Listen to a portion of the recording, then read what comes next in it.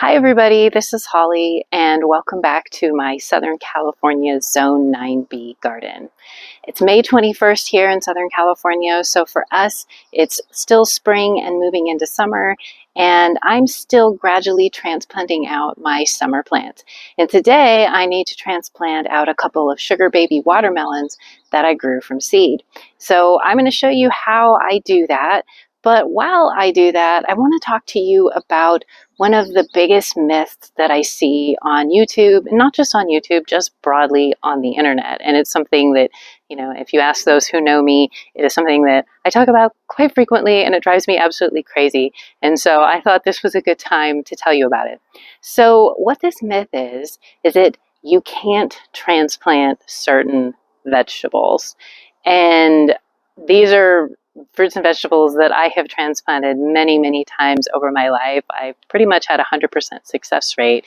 And so I find it really interesting that a lot of people, including some really, really well-known influencers, will tell you this. So the most common things that I hear that you can't transplant are things like beans, peas, root vegetables such as beets and radishes and turnips. I've also heard many times that you can't transplant things from the cucurbit family. So that would include watermelons, which I'm going to transplant today, and also things like cucumbers and pumpkins and squash. And I've also heard that you can't transplant loofahs as well. And I don't know where this myth comes from. I don't understand why people continue to follow it. I think it's probably one of those things where people hear that you can't do this, so then they never do it, and so then they never actually have the opportunity to test this and see if it's true. So, as I mentioned, I've transplanted all of the things that I've listed. And in fact, there's some of them that I up pot and then I transplant. So I start them from in small plugs, and then I move them up to 4-inch pots.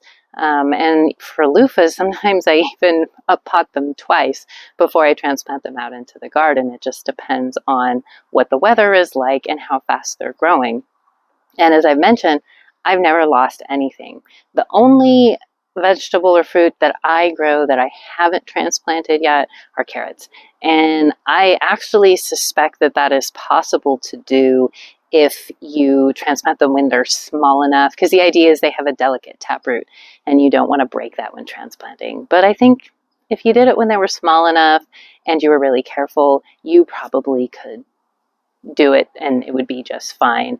But sometimes you have to think, what is worth your effort? And honestly, I don't think that transplanting carrots out is probably worth my effort, but I might try it at some point just to prove that it's possible. Now the question is, do you need to transplant? And the answer for you might be no.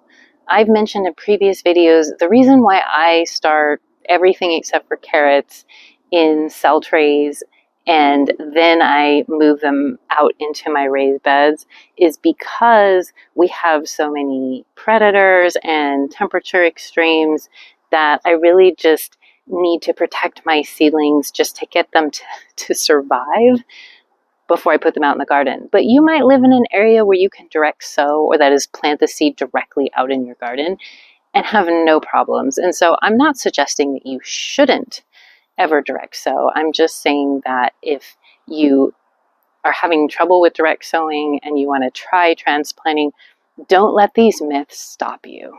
Go ahead and give it a try. Of course, be gentle with the plants that I mentioned that people say you can't transplant. I don't mess with their roots. I transplant them quickly. I do it gently and carefully, and so I do suggest that you do that and that you don't be rough with them. But you should have the same success as I do. The other thing is, I think sometimes people believe that it's the transplanting that kills the plants, when in fact, maybe it's just that they're not transplanting correctly. So you need to think about things like, if you start all your seeds indoors, you need to harden off your seedlings before you put them out into the garden. And I can do a video on hardening off, but you can also Google what that means. The other thing is, you want to transplant out at the right time. So you need to do some research on the type of vegetable that you're planting and learn what is the right time for your area? Don't put it out when it's still too cold. On the other hand, don't transplant out when it's too hot. So it's actually a cloudy day here. It's in the low 80s. It's a fine day for transplanting. If it were in the low 80s and sunny, I would probably wait until the evening. So that's another thing to think about. You don't want to plant things out when it's too hot. So you can do things like plant them in the early morning, plant them in the late evening. If you need to transplant them out when it's sunny, you can do things like put shade cloth over them, and always make sure to water them in well.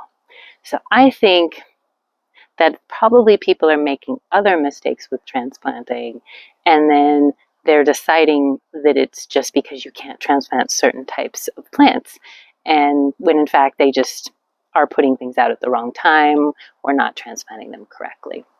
So if you want to see more, I did a video on transplanting tomatoes not too long ago, and I went into more details about how to transplant, the proper depth, things like that. So if you want more details, you can see that video.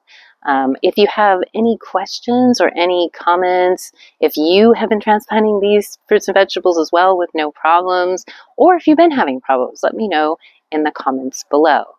And as always, if you like the content, please consider subscribing. Also, consider liking or clicking that like button, because that does help my channel. And consider clicking the notification bell as well, so you'll get a notification every time I put out a video. Until next time, I hope that all your gardens are doing well, and I'll see you soon. Bye.